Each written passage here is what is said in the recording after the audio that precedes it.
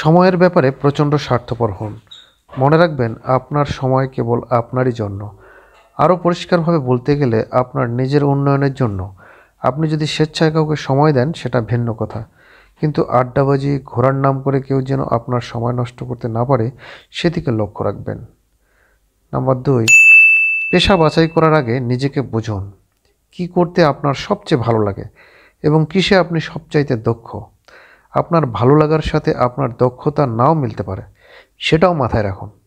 যা করতে আপনার ভালো লাগে সেটাতে যদি আপনার দক্ষতা থাকে, তাহলে পেশা জীবনে আপনার তরতর করে উঠে যাবার প্রবল সম্ভাবনা আছে। নাম্বার 3, বন্ধুরা অমুক ভার্সিটিতে ঢুকেছে তাই আমাকেও ঢুকতে হবে, এই ধরনের মনোভাব পরিহার করুন। আপনার জন্য যে ভার্সিটি আপনি সেরা মনে করেছেন তাতেই ঢোকার চেষ্টা করুন। ওটাতে না হলে সেকেন্ডে বেস্ট ট্রাই করুন।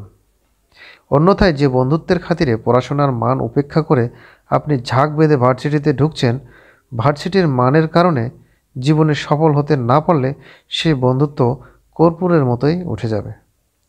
নাম্বার 4, ছাত্র অবস্থায় প্রেমে জড়ানো থেকে বিরত থাকুন। আপনার জীবনের এই পর্যায়ে এগুলি টাকা এবং সময়ের ব্ল্যাক হোল ছাড়া আর কিছুই না। আপনি একটা মেয়েকে পাগলের মতো ভালোবাসবেন, তার পেছনে টাকা এবং সময় দেবেন এবং তারপর আপনি প্রতিষ্ঠিত না এই যুক্তিতে সেই মেয়ের অন্য জায়গায় বিয়ে হয়ে যাবে। মাঝখান থেকে আপনার টাকা, সময়, কেরিয়ার সবই নষ্ট।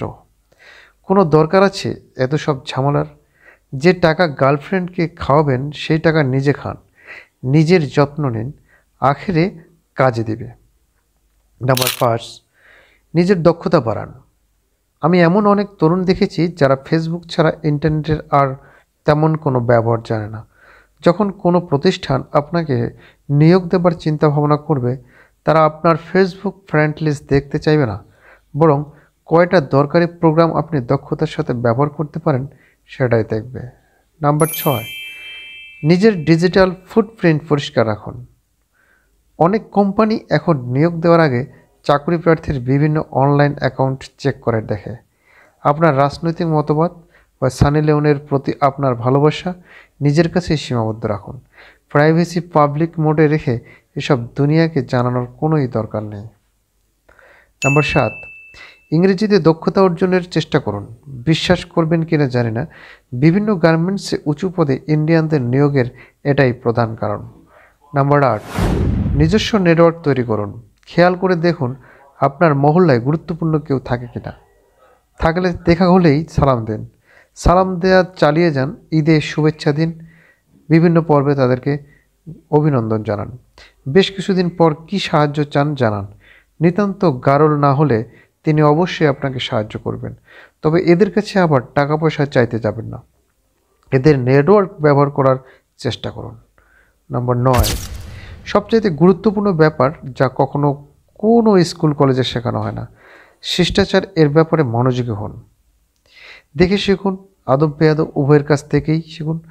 কম বয়সে মনে হতে পারে এটার আবার কি প্রয়োজন, কিন্তু জীবনের কোনো এক বাঁচে বা এক বাঁকে এসে টের পাবেন এটাই জীবনের সবচাইতে গুরুত্বপূর্ণ বিষয় ছিল।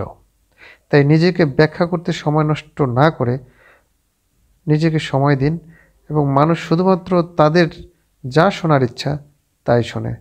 তাই নিজেকে ব্যাখ্যা করতে যাবেন না এবং নিজের প্রাইভেসি সবসময় গোপন রাখুন। ধন্যবাদ। Please subscribe our channel.